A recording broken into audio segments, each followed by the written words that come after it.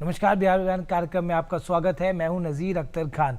हर रोज़ लेके आते हैं हम अपना ख़ास कार्यक्रम सिर्फ और सिर्फ आपके लिए। इस कार्यक्रम के ज़रिए हम आपको एंटरटेन करते हैं, इन्फॉर्मेशन देते हैं और हर रोज़ नए नए गेस्ट से आपकी मुलाकात कराते हैं और उनकी ज़िंदगी के छुए अनछुए पहलू को हम आप तक पहुँचाते हैं।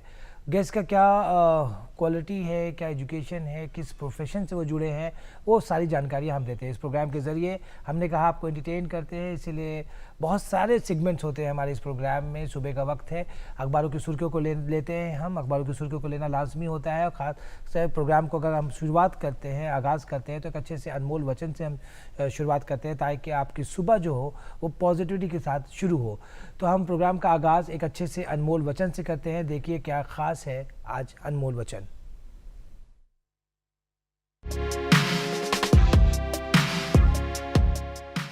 मनुष्य जितना ज्ञान में घुल गया हो उतना ही कर्म के रंग में रंग जाता है।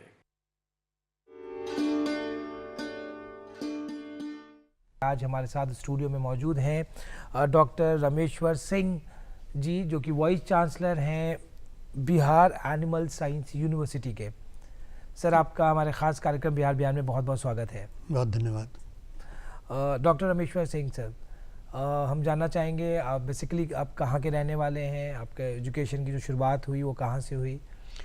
मेरा जन्म हरियाणा में रोहतक शहर के पास एक गांव में हुआ जी।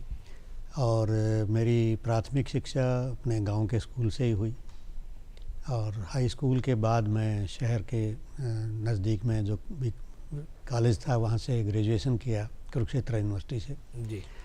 उसके बाद जब हम कॉलेज में थे तो रिसर्च में हमारे कुछ टीचर्स ने हमें काफ़ी उसके बारे में जानकारी दी, मोटिवेट किया कि रिसर्च में जाना चाहिए और साइंटिस्ट भी आप बन सकते हैं।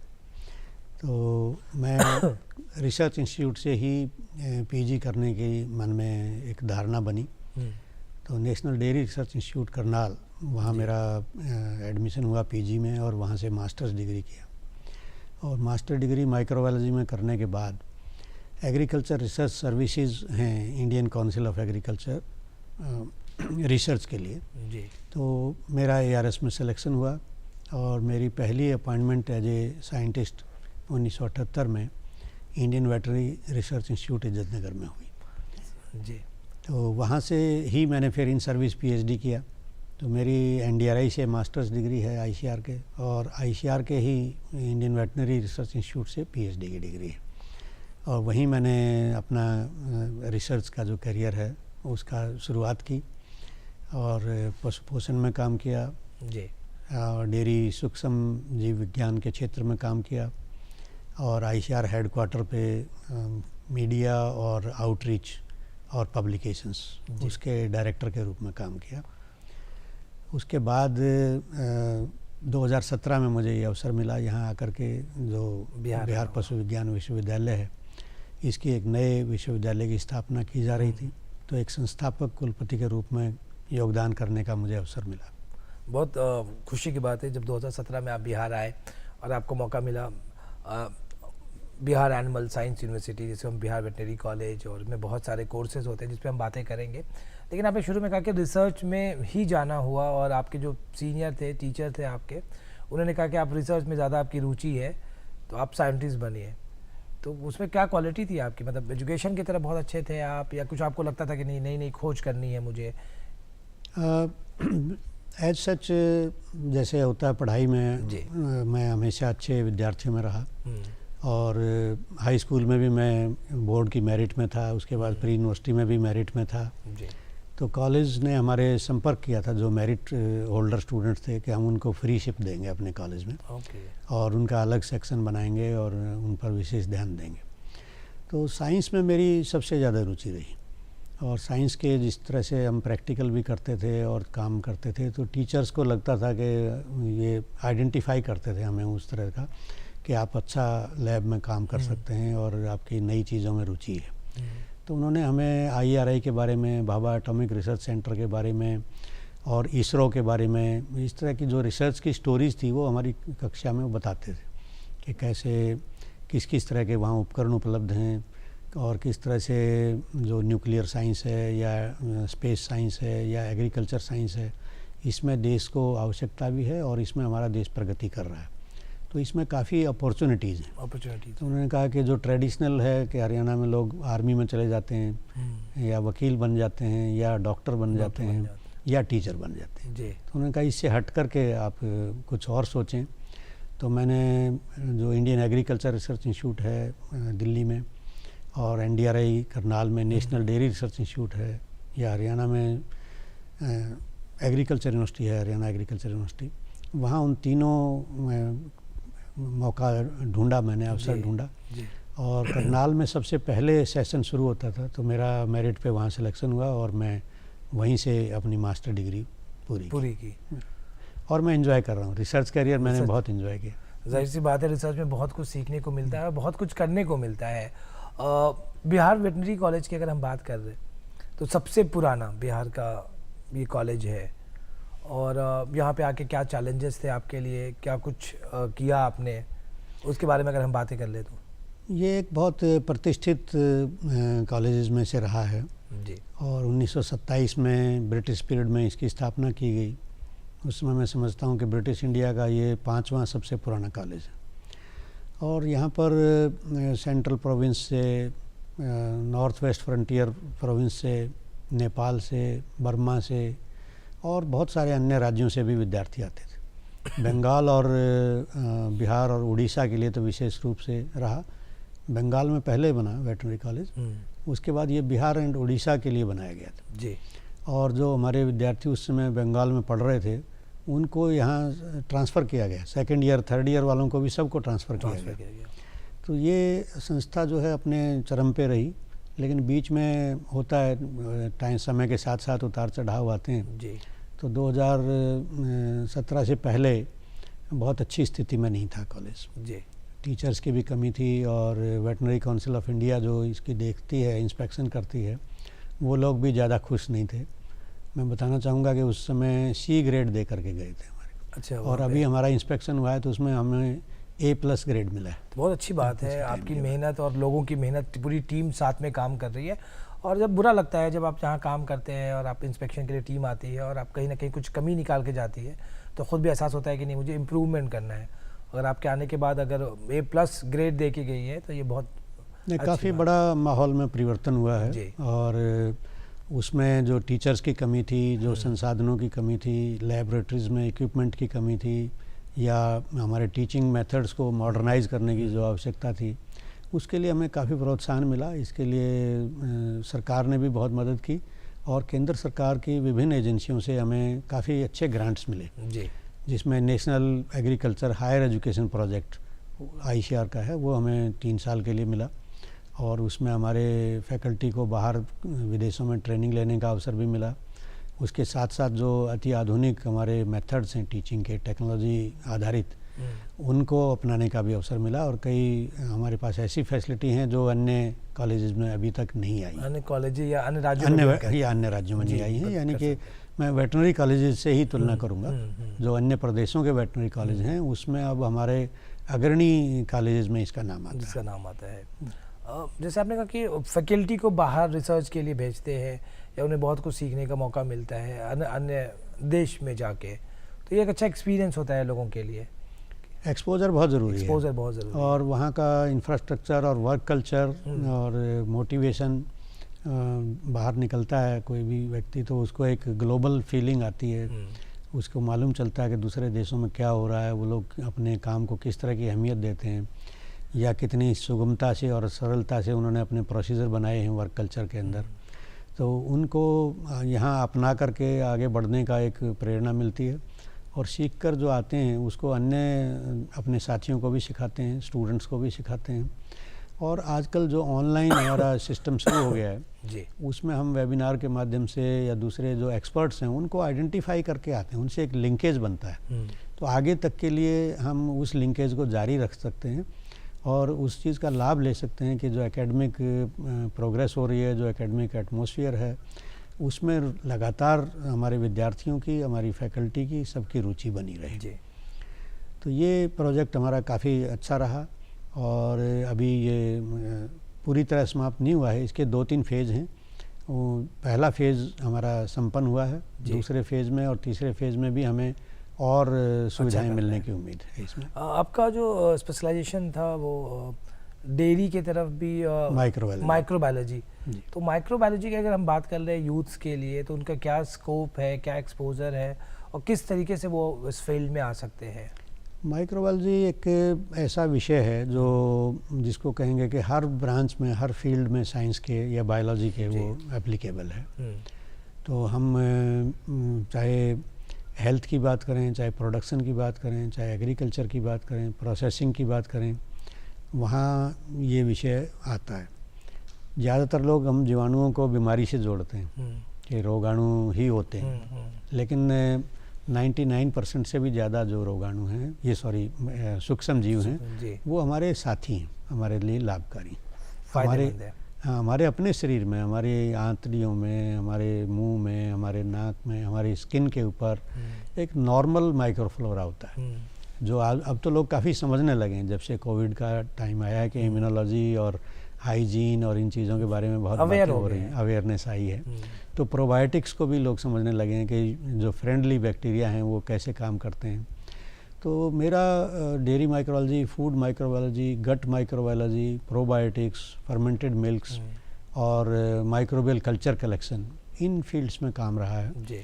और मैंने करनाल में national collection of dairy cultures establish किया था।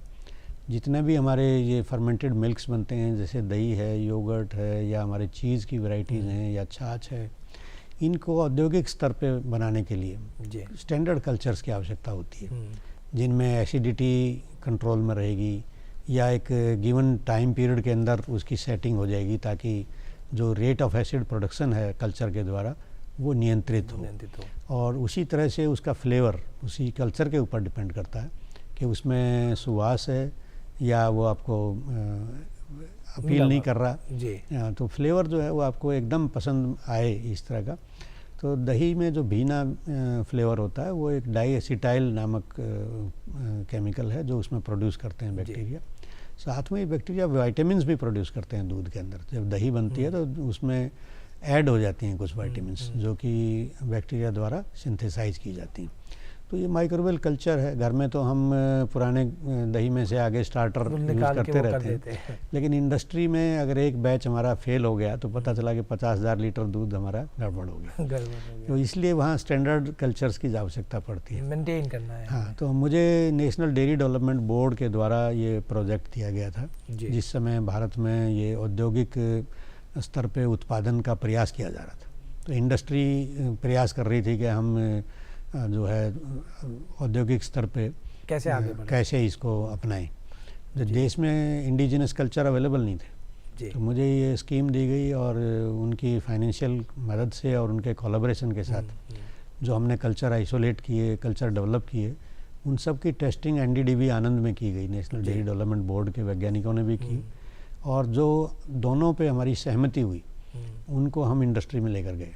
फिर इंडस्ट्री में हमने उनकी टेस्टिंग की कि इंडस्ट्रियल स्तर पे जो दूध की गुणवत्ता है, जिस तरह का उनका इकोसिस्टम है वहाँ काम करने का, उसके अंदर वो कैसे परफॉर्म करते हैं। और जो तीनों जगह पास हुए उन कल्चर्स को फिर अडॉप्ट करके इंडस्ट्री को दिया गया। और मैं समझता हूँ कि जितने भी कोऑपरेटिव सेक्टर में प्लांट्स थे उनके जो माइक्रोबायोलॉजिस्ट लैब में थे उन सबको हमने ट्रेनिंग दी कि आप कल्चर कैसे हैंडल करें, कल्चर को कैसे बढ़ाएं, मदर कल्चर कैसे बनाएं और फर्मेंटेड प्रोडक्ट्स को कैसे बनाएं। तो ये टेक ऑफ हुआ और ये बहुत बड़ी सक्सेस स्टोरी बन कर के आया। आज तो विदेशी कंपनियां बहुत आ गई हैं जो रेडीमेड कल्चर्स लेकर के मार्केट में आ गई हैं, और ये पद्धति जो है अब ट्रेडिशनल जो कल्चर प्रोडक्शन था कम, लेकिन सोर्स कल्चर के लिए हमारे इकलौता कलेक्शन है जो एनडीआरआई में करनाल में है। अभी भी वो बहुत अच्छी सुविधा एक हमारे पास बन गई है जिसको आगे ले जा रहे हैं वहाँ के लोग। अच्छा, एक जो कल्चर आपने कहा कि रेडी टू ईट या रेडी टू फूड, जो आजकल जो पैकेट है हम खाते हैं सारी चीज़ें, तो रोज़गार तो बहुत लोगों को मिला ही है, लेकिन क्या नुकसान भी करते हैं ये सारी चीज़ें? नहीं, देखिए food safety and standards authority उस पर डिपेंड करता है और उनके लीगल स्टैंडर्ड्स हैं जो कि मैंडेटरी हैं सबके लिए, और उसको टेस्ट रिपोर्ट में मेंटेन करना पड़ता है, सारी चीज़ें रिकॉर्डेड रहती हैं। तो उस मानक से अगर अलग है तो आपके ऊपर कानूनी कार्रवाई हो सकती है। लेकिन जो सेफ्टी के हिसाब से परमिशिबल लिमिट्स होती हैं हर चीज़ की। आप नमक खा रहे हैं तो नमक खाने की भी एक लिमिट है, चीनी खा रहे हैं तो चीनी की भी एक लिमिट है। ये अपने आप में जहर नहीं है, लेकिन ये मात्रा पे निर्भर करता है कि कौन सी चीज़ आपने कितनी खाई। तो प्रिजर्वेटिव्स का भी ऐसे ही है। तो कुछ रेडी टू ईट फूड्स में अब ऐसे हर्डल्स आ गए हैं, जैसे हाई हीट ट्रीटमेंट किया गया और उसके बाद एसेप्टिकली सील कर दिया गया, तो उसमें कोई केमिकल प्रिजर्वेटिव की ज़रूरत नहीं पड़ती। यूएसटी मिल्क के पाउच आप देखते हैं, जिस जैसे हम छोटे पाउच में जो लेते हैं टेट्रा पैक जैसा, हाँ, उस तरह का हमें मिलता है, तो उसको हाई हीट ट्रीट किया गया जो है ना, 120 डिग्री सेंटीग्रेड पे कुछ 10 सेकंड 15 सेकंड के लिए एक्सपोज कर दिया गया और इमीडिएटली चिल कर दिया और एसेप्टिकली पैकेज कर दिया गया। तो उसके अंदर कोई केमिकल नहीं है और उसको जब तक ना खोलें तब तक रूम टेम्परेचर पे रख सकते हैं। तो जैसे हमने बात करी यूनिवर्सिटी के बारे में, अगर हम अब बात कर ले कि यूनिवर्सिटी के विस्तार के बारे में, तो उसमें आपका क्या योगदान है और क्या अभी और कुछ चल रहा है? हमारे पास 2 महाविद्यालय थे जी, यानी कि बिहार वेटरनरी कॉलेज पटना में और Sanjay Gandhi institute of dairy technology. ये दोनों शुरू में राजेंद्र एग्रीकल्चर यूनिवर्सिटी के पास रहे, पूसा में जो स्थापित है, अभी तो सेंट्रल यूनिवर्सिटी बन गई है जी। और वहाँ से ये BAU के पास रहे, बिहार एग्रीकल्चर यूनिवर्सिटी सबौर के पास रहे। लेकिन 2016 में विधेयक पारित किया गया और जो प्रदेश का तीसरा कृषि रोड मैप बना, उसके एक लक्ष्य के रूप में इसको रखा गया कि हम नए पशु विज्ञान विश्वविद्यालय की स्थापना करेंगे। और ये विधेयक पारित होने के बाद 2017 जून से विश्वविद्यालय ने अपना कार्य प्रारंभ किया। तो 2 ही हमारे कॉन्स्टिट्यूएंट कॉलेज थे और उसमें एक फिशरीज़ कॉलेज की भी लक्षित किया गया था कि वो हम किशनगंज में स्थापना करेंगे। तो 2018 में हमने जो मात्स्यिकी महाविद्यालय कॉलेज ऑफ फिशरीज़ किशनगंज उसको प्रारंभ किया और ये कॉलेज आज मुझे बड़ी खुशी है कि बहुत अच्छे एस्टेब्लिश्ड कॉलेज में गिना जाता है। पहला बैच हमारा 2022 में ही अगस्त में पास आउट हुआ है और इस बैच की परफॉर्मेंस ऑल इंडिया लेवल पे काफ़ी सराही गई जी। क्योंकि ICR के जो JRF के एग्ज़ामिनेशन हैं जूनियर रिसर्च फेलोशिप के, उसमें हमारे बच्चों की परफॉर्मेंस बहुत ज़्यादा सराहनीय रही। और central institute of fisheries education Bombay में जी, वहाँ सबसे प्रीमियम इंस्टीट्यूशन माना जाता है फिशरीज़ में। वहाँ PG में हमारे 6 बच्चों का एडमिशन हुआ है, जबकि वहाँ बहुत मुश्किल होती है एडमिशन लेना, टफ़ कंपटीशन होता है। इसी तरह हमारे 12 स्टूडेंट्स की प्लेसमेंट्स हुई है। 24 का ही बैच था हमारा जो पहला बैच निकला है। तो उसमें से उसी के साथ हमने वहाँ पर PG भी शुरू कर दिए 7 विषयों में। तो ये महाविद्यालय अपने पूरी प्रोग्रेस जो सही रोड मैप इसका बना है, रोड मैप के अंतर्गत ये बना था, लेकिन इसका जो निजी रोड मैप है उस पर भी इसकी प्रगति काफ़ी सराहनीय है, काफ़ी अच्छी है। आगे हम PhD शुरू करने जा रहे हैं इसमें सभी विषयों में PhD भी प्रारंभ कर देंगे। फैकल्टी हमने अच्छी रिक्रूट की है और पर्याप्त संख्या में टीचर्स हैं जो रिसर्च भी गाइड कर सकते हैं, ट्रेनिंग भी करा रहे हैं, किसानों के साथ भी जुड़े हुए हैं और अपना इंफ्रास्ट्रक्चर भी साथ साथ विकसित कर रहे हैं। वहाँ पर प्रधानमंत्री मत्स्य संपदा योजना से एक रेफरल लैब के लिए भी हमें अनुदान मिला है, उसकी भी स्थापना की जा रही है। ये डिजीज़ इन्वेस्टिगेशन का काम भी करेगी, वाटर टेस्टिंग का काम भी करेगी और फीड एनालिसिस का काम भी करेगी। तो प्रदेश में ये पहली रेफरल लैब होगी फिशरीज़ के सेक्टर में, जो कि अपनी तरह की एक एडवांस लेबोरेटरी होगी जी। तो इसी तरह से फिर दूसरा हमारे पास वेटनरी का एक ही कॉलेज था पूरे प्रदेश में। तो हमने एक प्रस्ताव दिया था सरकार को कि एक और महाविद्यालय स्थापित किया जाए और मैं आभारी हूँ सरकार का कि उन्होंने इसको स्वीकृत किया और किशनगंज में ही हमारा दूसरा प्रदेश का जो वेटनरी कॉलेज है वो प्रारंभ हो चुका है। उसमें इस साल नामांकन हो जाएगा। वेटनरी काउंसिल ऑफ इंडिया की टीम एक बार वहाँ इंस्पेक्शन के लिए आ चुकी है, लेकिन उनके कई राउंड होते हैं इंस्पेक्शन के। तो मैं समझता हूँ कि हम उसके लिए जो भी संसाधन हैं उनको जो मिनिमम स्टैंडर्ड्स हैं उससे अधिक स्टैंडर्ड्स को हम पहली बार में ही प्राप्त करने में कामयाब होंगे। तो ये 2 महाविद्यालय हमारे नए जुड़ गए हैं। इस तरह से हमारे 2 से 4 महाविद्यालय हो गए और अगर टीचर्स को देखेंगे तो टीचर्स की संख्या भी हमारी डबल हो गई है। जिस समय हमने शुरू किया था उसके मुकाबले आज हमारे पास करीब 2 गुना संख्या है टीचर्स की उससे, जिसमें सीनियर टीचर्स का खास तौर से मैं कहूँगा कि एसोसिएट प्रोफेसर के लेवल पे भी हमें सफलता मिली है रिक्रूट करने में, जबकि प्रोफेसर के लेवल पे रिस्पांस हॉरिजॉन्टल मूवमेंट जो है उसमें कम आता है, थोड़ा कम है। हाँ, लोग एक जगह से दूसरी जगह नहीं जाना चाहते हैं एडवांस स्टेज में आने के बाद और एस्टेब्लिश होने के बाद एक जगह पर जी। तो एंट्री लेवल पे हमें बहुत अच्छा टैलेंट मिल रहा है, जिसमें कि फर्स्ट में रिस्पांस काफ़ी बढ़िया, और हम कह सकते हैं कि आपका इसमें बहुत अहम भूमिका आपकी है इसमें। देखिए, रिसर्च के ऊपर हमने फोकस किया काफ़ी, तो जो नई फैकल्टी हमारी आई हैं उनको हमने सबको देखा है कि उनको रिसर्च के लिए कैसे मोटिवेट किया जाए। तो जो हमें केंद्र से कॉम्पिटिटिव ग्रांट्स हैं वो हमारे ये फैकल्टी मेंबर्स लेकर के आए, ये एक बहुत बड़ी सफलता उनको मिली है। इसमें नेशनल एग्रीकल्चर साइंस फंड है, डिपार्टमेंट ऑफ बायोटेक्नोलॉजी है, department of science and technology है, भारत सरकार का नेशनल लाइव स्टॉक मिशन है, और दूसरे जो आईसीआर की नेटवर्क स्कीम्स और आईसीआर के ऑल इंडिया कोऑर्डिनेटेड प्रोजेक्ट्स हैं उसमें भी हम अच्छा परफॉर्म कर रहे हैं। तो ये इस तरह का एक नेटवर्क है जो नेशनल लेवल पे और फंडिंग है, उसको लेने में हमारी यूनिवर्सिटी के वैज्ञानिक जो हैं वो सफल रहे हैं और आगे बढ़ रहे हैं। मैं समझता हूँ कि आने वाले समय में और भी कम्पिटिटिव ग्रांट्स हमारे साइंटिस्ट ले पाएंगे, और जैसे एम्ब्रियो टेक्नोलॉजी में हमने सफलता प्राप्त की है, पोल्ट्री में हमने अच्छा काम किया है, वन हेल्थ का एक सेक्टर है जो आगे उभरता हुआ सेक्टर है, जिसमें कि animal health, human health, plant health, environment health और सॉइल हेल्थ, ये सब जुड़े हुए हैं। तो क्योंकि स्वस्थ हम तभी रहेंगे जब हम स्वस्थ भोजन लेंगे, स्वस्थ वायु लेंगे, स्वस्थ पानी लेंगे, और हमारे जो फूड एनिमल्स हैं, हमारे जो वर्क एनिमल्स हैं, हमारे पेट एनिमल्स हैं, उनसे जो बीमारियां आदान प्रदान करते हैं हम लोग, जिनको हम जूनोटिक डिजीज़ कहते हैं, उन पर विशेष ध्यान देने की ज़रूरत है। जो संक्रामक रोग हैं, मैं बताना चाहूँगा कि उनमें से 70% रोग ऐसे हैं जो म्यूचुअली ट्रांसफरेबल हैं, यानी कि पशुओं में भी पाए जाते हैं और पशुओं से मनुष्य में आ सकते हैं, मनुष्यों से पशुओं में जा सकते हैं। तो ये एक ऐसा एरिया है जिसको हम एमर्जिंग डिजीज़ बोलते हैं या री एमर्जिंग डिजीज़ बोलते हैं, कुछ ट्रांसबाउंड्री डिजीज़ बोलते हैं कि जो बाहर नोटिस आ रही हैं और बाहर से आने का जिनका खतरा रहता है। तो इस तरह से सर्वेलेंस और मॉनिटरिंग इनकी आवश्यकता है।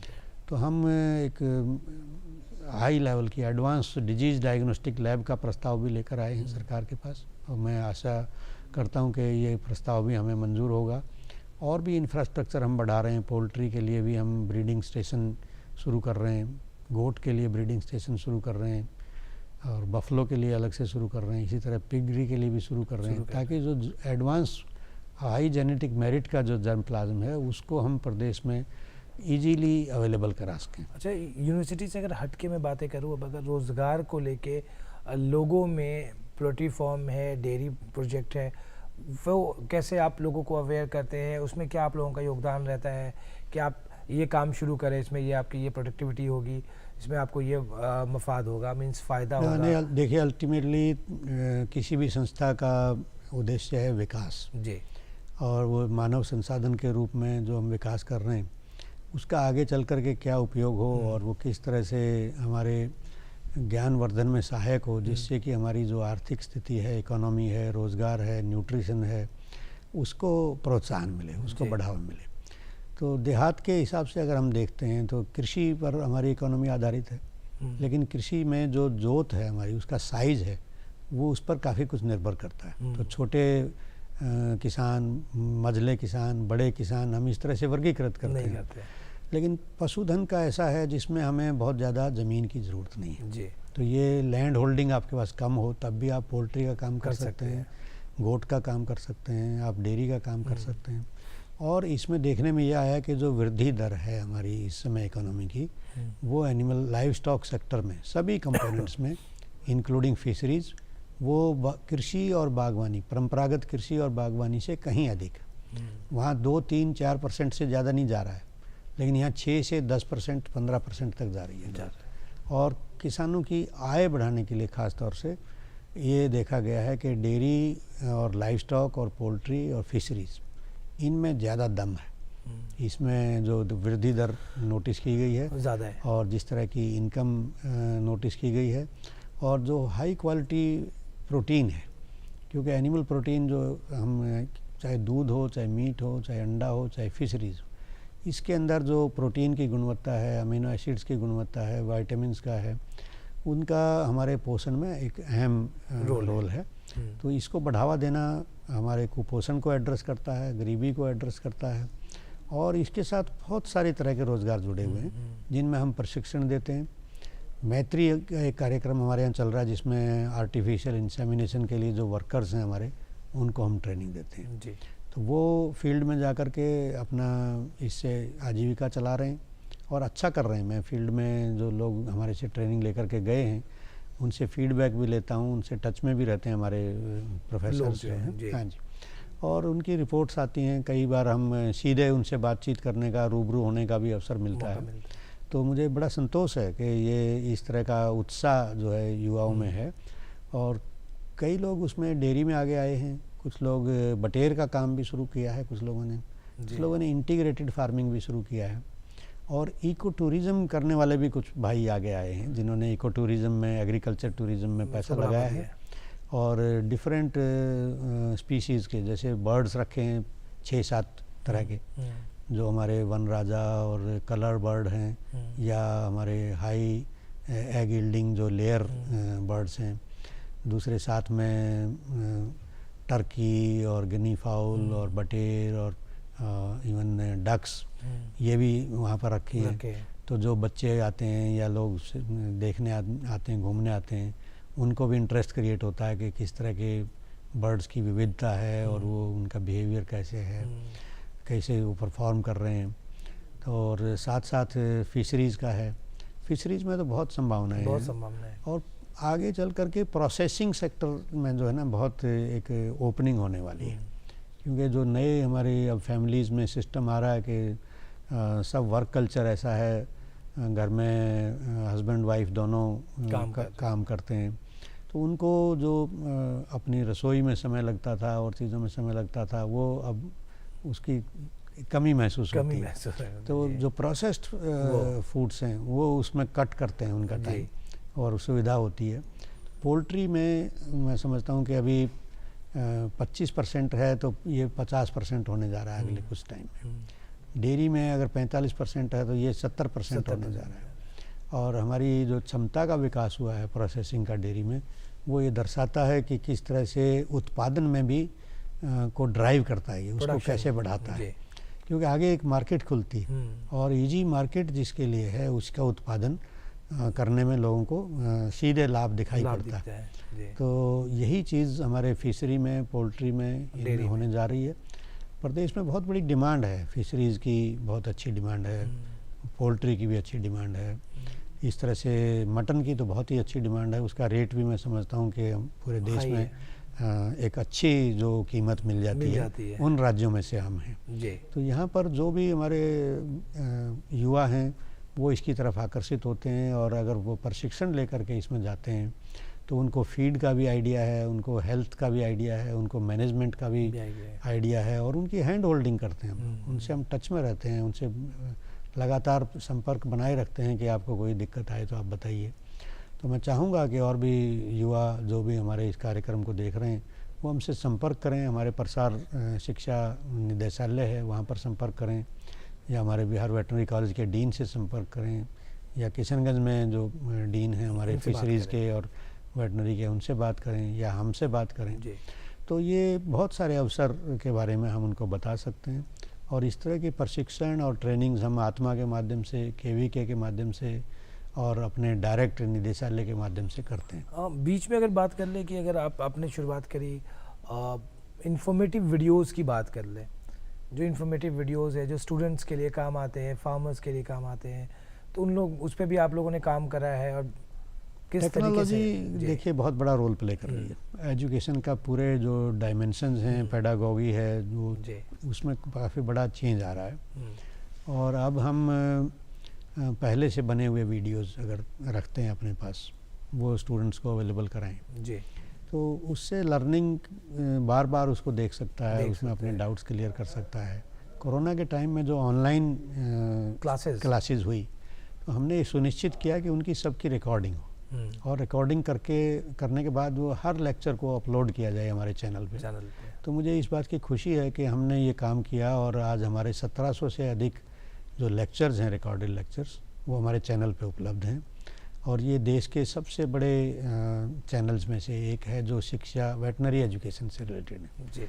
मैं नहीं समझता कि शायद किसी और यूनिवर्सिटी ने इस तरह का प्रयास किया हो, उनकी इस तरह की संख्या नहीं है। हमने बात कर रही रोज़गार के बारे में, बहुत सारी चीज़ें स्टूडेंट्स के ऊपर, लेकिन अगर हम बात कर रहे हैं एडमिशन को लेके जी, यूजी प्रोग्राम है आपका, पीजी प्रोग्राम है, कैसे उन लोगों का दाखिला होता है, किस तरीके से वो अप्लाई कर सकते हैं, बहुत से बच्चे अवेयर नहीं होते, तो उन सारी चीज़ों पर अगर हमारे यहाँ जो एडमिशन प्रोसेस है वो जैसे पहले बिहार एग्रीकल्चर यूनिवर्सिटी के लिए भी होती थी और अब भी हो रही है, वो BCEC बोर्ड के माध्यम से ही होती है जी।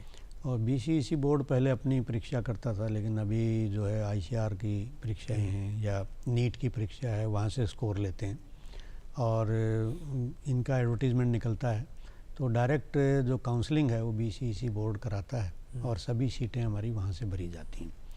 पीजी के लिए हम लोग डायरेक्ट करते हैं, लेकिन उसमें भी हम ICAR की मेरिट लेते हैं। ICAR एक कम्पिटिटिव एग्ज़ाम कराता है जी।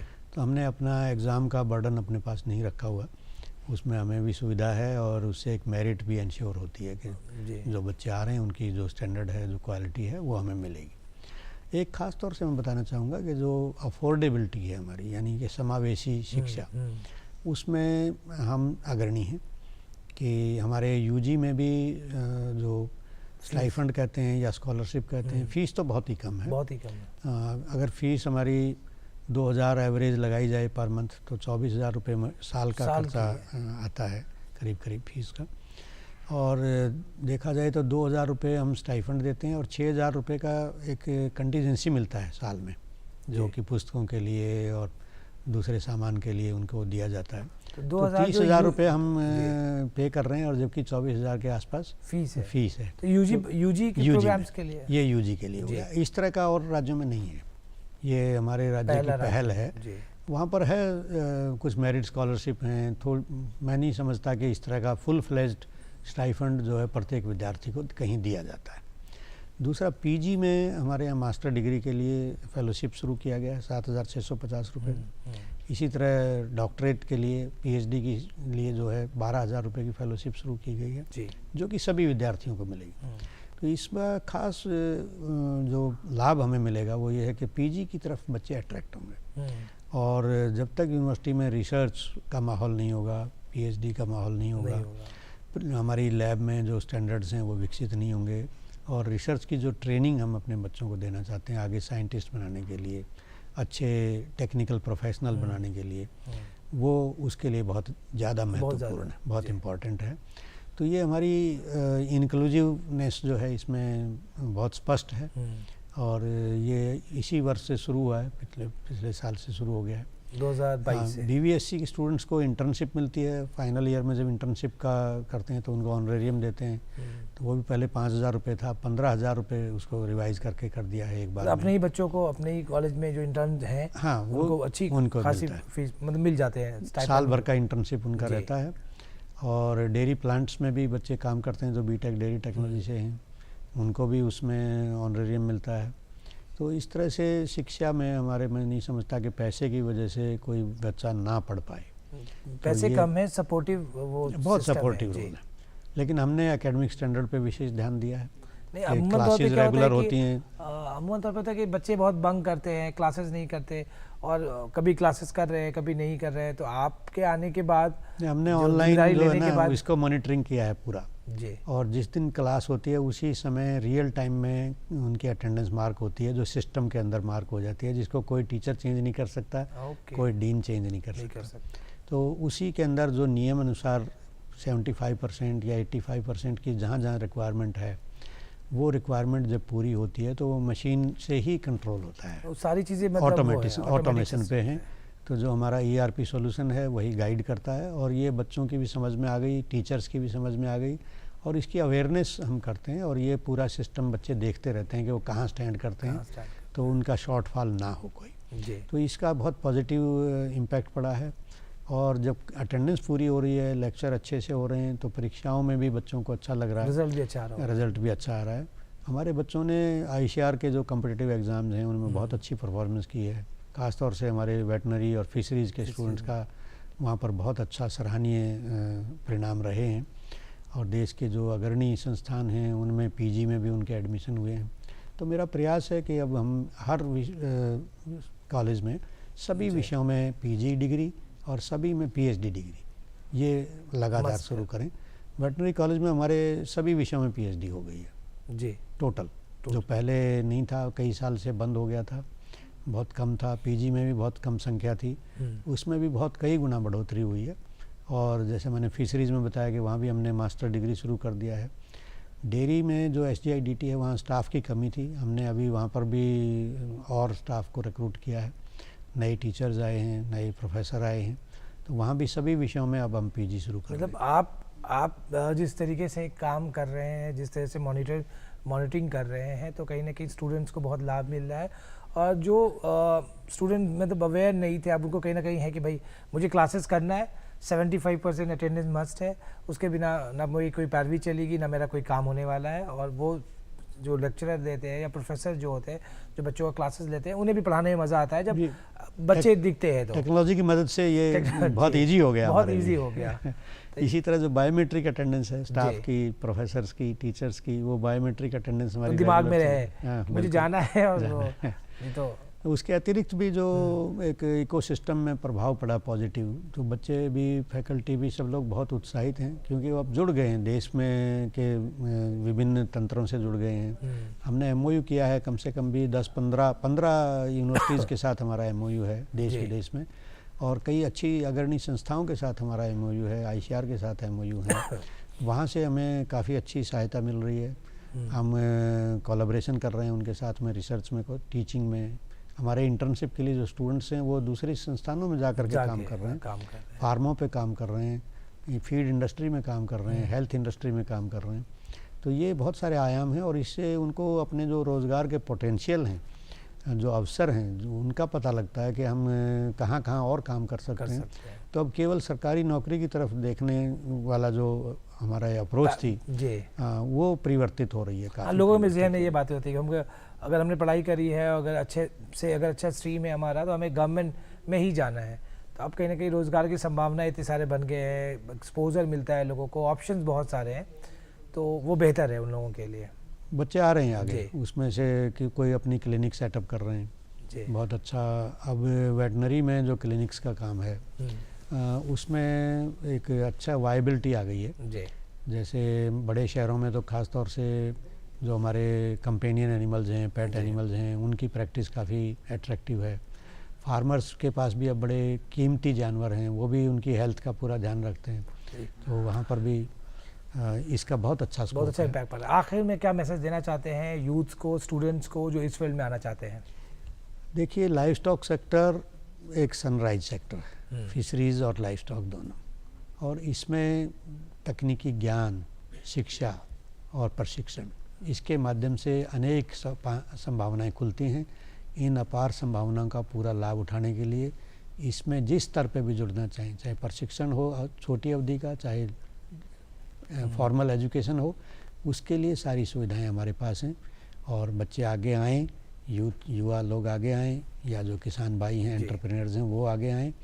हम उनकी तकनीकी तौर पे पूरी हैंड होल्डिंग करेंगे, और उनको जितने भी अवसर इसमें बनते हैं वो प्रदान करने में पूरी सहायता करेंगे। चलिए, बहुत बहुत शुक्रिया, आपने बहुत अच्छी बातें करी, बहुत कुछ समझाया। हमारे स्टूडेंट्स जो इस प्रोग्राम को देख रहे होंगे, या फार्मर जो प्रोग्राम को देख रहे होंगे, बहुत एक अच्छा मैसेज दिया आपने कि इस फील्ड में बहुत सारे एक्सपोजर हैं, अच्छा काम कर सकते हैं आप, और अपना फ्यूचर भी आप बेहतर कर सकते हैं। बहुत शुक्रिया आपका अपना कीमती वक्त निकालने के लिए, हमारे ख़ास प्रोग्राम बिहार बयान के लिए बहुत शुक्रिया आपका। बहुत बहुत धन्यवाद, थैंक यू।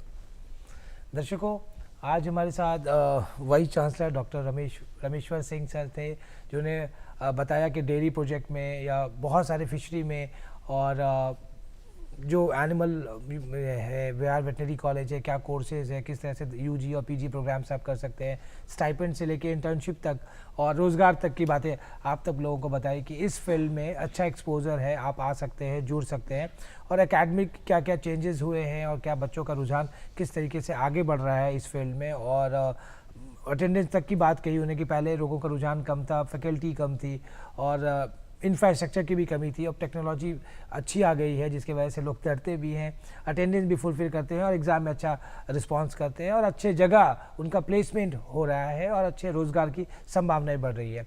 दर्शकों, अब वक्त तो चला आपसे अलविदा कहने का, लेकिन उससे पहले हम आपसे कहते हैं कि उठाइए कलम और कागज़, क्योंकि हमारा पता नोट करना बहुत ज़रूरी होता है कि आपको ये प्रोग्राम कैसा लगता है, आपका प्यार इस प्रोग्राम के साथ बरकरार है कि नहीं, क्योंकि आपके ख़त और आपके मेल के माध्यम से हमें पता चलता है कि आपका प्यार हमारे इस प्रोग्राम और डीडी बिहार के साथ लगातार बरकरार बना हुआ है। इसे नोट कीजिए। हमारा पता है निर्देशक डीडी बिहार, दूरदर्शन केंद्र, पटना, फ्रेजर रोड, पटना 80001। हमारा ईमेल आईडी है director ddkpatna@gmail.com।